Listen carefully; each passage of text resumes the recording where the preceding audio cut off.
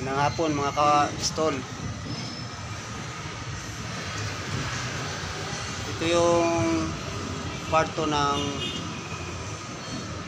installer ng Kesame PVC type panel. Ayan. Natapos na namin yung nasa labas.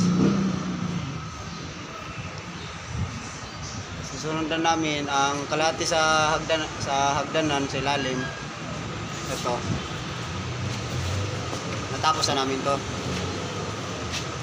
Ang last na lang namin lalagyan yung nasa ilalim, sa pinakailalim ng step. Napipinturahan ko pa sa kasama ko para ang kalawang mawala. Tingnan nyo mga ka-install, kayo nang bahala mag-judge.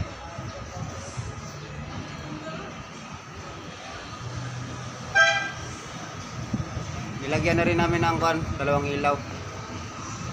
Kami na nag-install. Wala kasi yung electrician pero meron tayong basic na pamamaraan. Kahit konti lang, meron tayong alam pag-install ng ilaw. Ayan, dalawa. Tayo na sa dulo.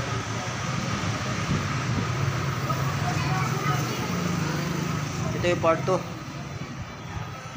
I-propose ko na lang sa susunod yung last na install ko sa lalim sa hagdanan. Sa part 3 na yun, ang full final na install naman ng PVC panel. Supporter, mga supporter, salamat sa suporta. God bless sa atin lahat.